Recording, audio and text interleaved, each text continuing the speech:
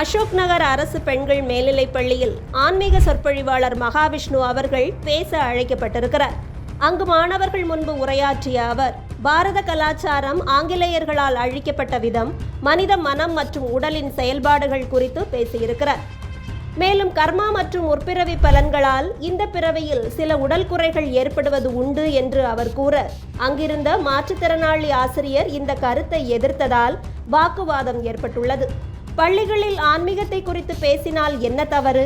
எனது பேச்சு பிடிக்கவில்லை என்றால் என்னை பேச அழைத்தது ஏன் என்று கேள்வி எழுப்பிய மகாவிஷ்ணு, மாணவர்களுக்கு என்னென்ன செய்ய வேண்டும் என கடமையை போதிப்பதும் ஆன்மீகமே என கூறியிருக்கிறார்.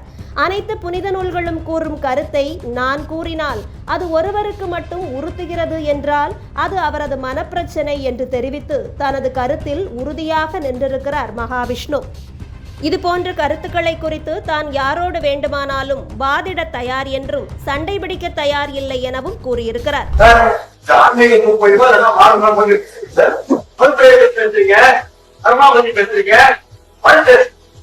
சார், உங்களோட பெயர் தெரிஞ்சுக்கலாமா? சார், நான் கேட்கறதுக்கு பதில் சொல்லுங்க. சார், நான் கேட்கறதுக்கு பதில் சொல்லுங்க. சார், நான் கேட்பதற்கு பதில் சொல்லுங்க. சார், நீங்க ஒரு கேள்வி கேட்டீங்கன்னா நான் ஒரு கேள்வி கேட்பேன். நான் கேட்கறதுக்கு பதில் சொல்லுங்க. உங்களுடைய பெயர் என்ன? சார், உங்களுடைய பெயர் என்ன?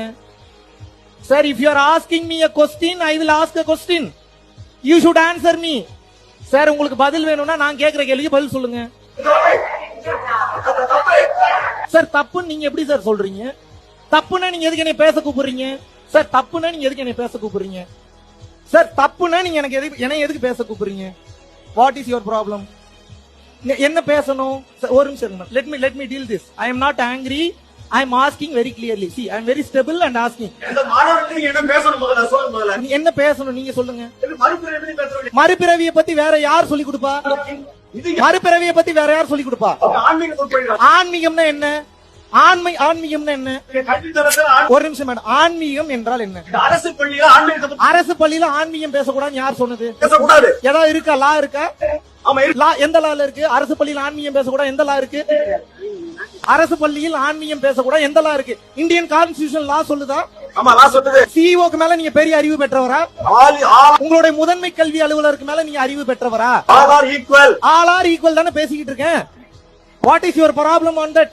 If you have a problem, you should discuss with me very clearly in a manner way. There is a manner how to ask. There is a reason how to ask. பாவ புண்ணியத்தை பற்றி ஒருவனுக்கு போதிக்காமல் ஒருவனுக்கு வாழ்வியலை எப்படி போதிக்க முடியும்? பாவ புண்ணியத்தை தெரிஞ்சுக்கணும்னா ஏகப்பட்ட பாவத்தை பண்ணுவான். எப்படி கத்துமா வாழ்க்கையை பத்தி? நீங்க சொல்லி கொடுத்தீங்களா பாவ புண்ணியத்தை பத்தி? இவரை பள்ளிக்கு அழைத்தது யார்? எதற்காக இந்த சொற்பொழிவு ஏற்பாடு செய்யப்பட்டது என்று விசாரணை மேற்கொள்ளுமாறு பள்ளிக்கல்வித்துறை தெரிவித்திருக்கிறது. ஆன்மீகத்தை உண்மையாக உள்ளே எதிர்த்து கொண்டு வெளியே ஓட்டுகளுக்காக முருகன் மாநாடு நடத்துபவர்கள் இந்த சம்பவத்தை எப்படி கையாளுவார்கள் என்பதை பொறுத்திருந்து பார்க்க வேண்டும். ஆனால் மாணவர்களுக்கு இன்றைய காலகட்டத்தில் ஆன்மீகம், மத உணர்வு ஆகியவற்றை பிரித்து பார்த்து வாழ்க்கையில் ஆன்மீகத்தை கடைபிடிக்க கற்றுக் கொடுக்க வேண்டிய கட்டாயம் இருக்கிறது என்பதே நமது கருத்தாக இருக்கிறது. இந்த சூழலில் மகாவிஷ்ணு அவர்கள் மாணவர்